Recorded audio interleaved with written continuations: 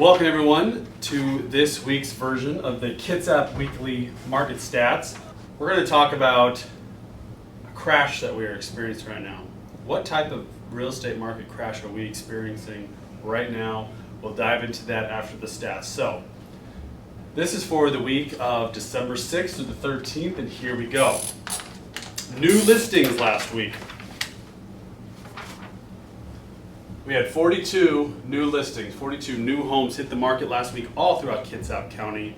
That is down for about 16% from the previous week, and really we've been seeing this trajectory of low amounts of new listings hit the market. This is the lowest that I've seen in quite some time. And some of this seasonality, because we are close to, we're in the holidays, close to the end of the year. Yes, but I think there's a lot of other things going on. So, new. 42. Back on market. This is a relative stat that I never ever used to cover a year ago because there just was never homes that really hit the market again. But now, last week, we saw 17 homes go back on market, meaning maybe they had a failed inspection, buyers got cold feet and backed out, appraisal issues, financing issues, whatnot, but 17 homes actually went back on market. Okay. How about the amount of homes that lowered, the amount of listings, I should say, that lowered their price this past week? And we had 46 homes. Again, a very relative number because it just paints a picture of what's going on. A year ago, this was one or two, maybe a week, because everything was flying off the shelves at list or above list price. But now, we're starting to, not starting, but we've been seeing now for a good 6-7 months, people adjusting to the market, sellers adjusting to the market. They overshot and now they have to adjust. The good news from a realtor standpoint though actually is this number is down because usually it's been about 20% of the entire inventory. We're right about 10% now. 10% of the inventory every single week is adjusting their prices. So this is telling me that sellers are getting better at pricing, realtors are getting better at pricing, and we're not needing as many adjustments. Okay? We'd love to hit the mark every single time, right? Where you don't need to adjust up or down, just boom, you hit the mark. But that's the market. It's always changing and we have to learn on the fly. So 46 homes. Now let's go to actual activity levels. We had 65 pending homes. 65 offers were accepted and those homes were taken off the market. Sold 69. So we had officially 69 transactions closed. So more than likely these were homes that had offers accepted on 30 days ago, give or take, and they actually closed. What's interesting here, as we move into inventory, is we had 65 homes come off the market, right? We had 42 new homes, and then 17 homes back on the market for whatever reason. So it's pretty dang close for, 59, and then 65. So they're almost identical. Well, it makes sense because the inventory this past week was the exact same as it was the prior week, 487. All right, the numbers don't lie. You pretty much replaced the exact same amount that came off and pending. So 487 is the inventory. Still very low. We were in the 1 to 200s at the beginning of the year. So it crept up. It got almost, I think, to 700 to 800 in the summer. And now it's just been slowly going back down.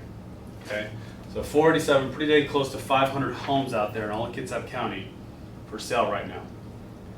Days on market, DOM here. This is one that's been extremely consistent now for a few months now, 27 days.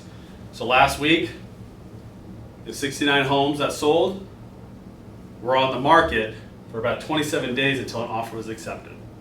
So roughly a month. And that's been very consistent now. So, not the case for every home. If you price your home accurately and it's in a really desired neighborhood, we're still seeing offers accepted within that first week. And then on the other side of the coin, we are seeing homes last for 2, 3, 4, 5 months. So it all kind of balances out. But this number was down in the single digits beginning of this year. So this kind of shows you more of the picture. Median sold price. Well, on average, how much are homes selling for And this is a number that's really, as realtors, we keep a track on.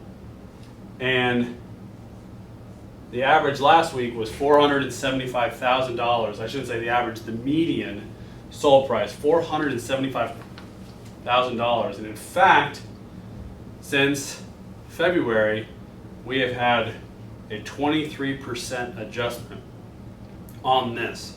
So 23% adjustment correction in the median sold price of homes since essentially the beginning of the year. Okay, so people ask how much has the market really corrected or changed? About 23% here in Kitsap County, the median.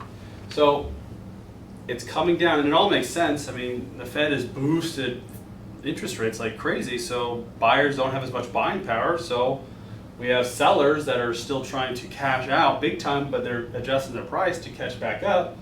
And so it's slowly, well, somewhat slowly bringing down price on a week-to-week basis here.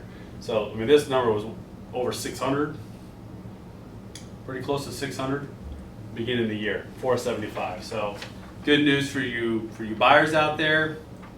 If you can get some sort of a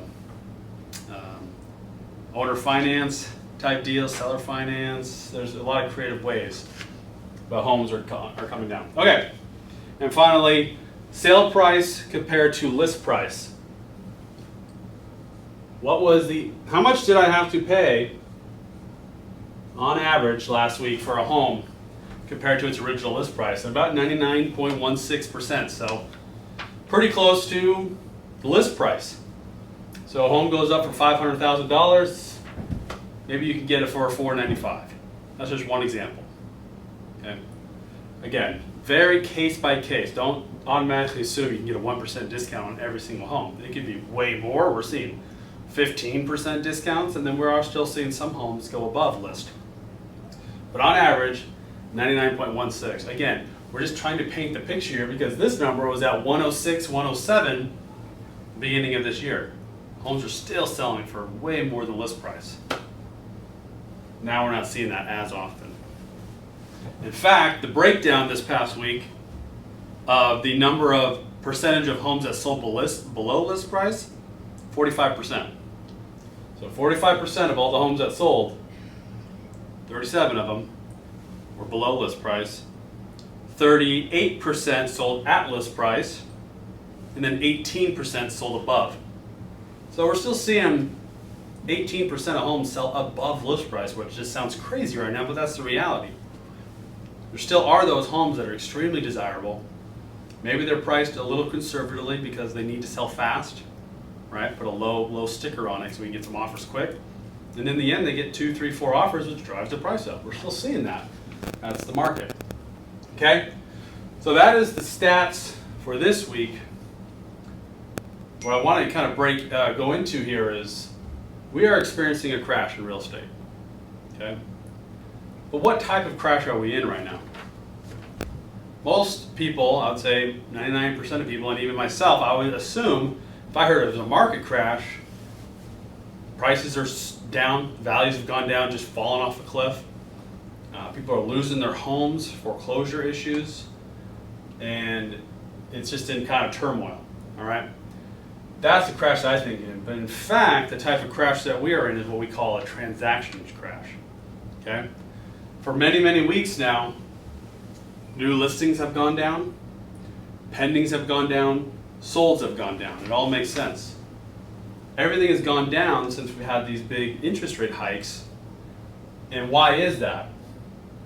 Well, yeah, some of that stuff definitely affects, there's just some buyers out there right now that just can't buy right now, especially first timers, because of the interest rates, and the cost of homes are still elevated in comparison to interest rates. In fact, some buyers they have less buying power, or they have less chance of affording a home right now than they did back at the very height because of these interest rates. So we're in this crash, but I think the main player in this crash, in this transaction crash, while we have a stalemate, is some of it's seasonality. Here we are in Christmas.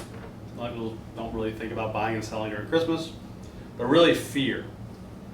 I think fear is the main culprit, the main player in this type of crash. Because if you're a buyer, what's your fear? Well, one is I just can't afford. Maybe I buy something and I'm going to be underwater. Sellers, well, what's your fear? Well, the market's going down. I'm just going to wait. I'm just going to wait it out. Well, I don't know. I don't know if that's a great thing, but maybe a fear of like selling right now because you know what, the market's corrected, but you know it'll go back up in the spring and summer. It always does. I'll just wait till then. Or if I'm to sell, I won't be able to afford anything else, or I won't be able to buy something else. So there's people talk to friends and family, listen to the news. They just have their own they read articles, and fear is what's really driving a lot of this, I believe, because of the unknown. We don't know what's going to happen. So let's just sit back and wait. Well, buyers and sellers right now is still an advantageous time to be active, okay? Buyers, how could this possibly be advantageous for you? Lending is down 84% compared to a year ago, meaning 84% of buyers are gone. If you are looking to buy, if you have the option of buying and that's a realistic thing for right now, you have little to zero competition. Sellers, how is this? How could this be advantageous for you? You just got done telling me we've had a 23% correction. Prices are coming down. Well, that's true. But if you look at the numbers and the stats compared to the previous 2 years of insane appreciation you've had in your home, you are still ahead of what the correction has been, okay, on average. If you had your home prior to the big appreciation. Now, if you just bought your home the last couple of years, that might be a little tough. But if you've had your home for years, decades, it's paid off, you still have time to enjoy this party, especially with the low amount of inventory numbers, especially with the new year coming up and buying starts to kind of pick up again. You still have an opportunity to, you might not have hit it at the very peak of the party, the very peak of it, but you still have time to enjoy some of this appreciation. I can't say in a year from now I can say that. Okay, if this amount of corrections coming through, you might look back and be like, yeah, it's kind of like the casino. You got up big, in the beginning of the year, it's the longest game of blackjack ever. So you got up big, and you've been sitting there for 9 months playing, and you've just been losing a little bit more of your chips, but you still have chips, okay, that you can walk away with. Yeah, you didn't walk away with this giant stack that you could have had 8-9 months ago, but hey, it's better than having no stack. And that's what might be coming down the line here. So again, buyers, this is a weird, advantageous time for you. Sellers, the party's not over. It's coming. It might be coming to an end, but the party is not over yet. So that's the type of crash we're in. It's a transactional crash. There's just not much going on, and that has a lot of ramifications for a lot of different people. There's a lot of people that work in real estate. It's not just realtors. You think about your appraisers, your lenders, all the contractors that work out there, your title and escrow. They rely on movement. They rely on transactions. And it's just not happening right now. So a lot of people are kind of feeling that right now. So that is it for this week, guys. Thank you for tuning in, and have a great rest of your week.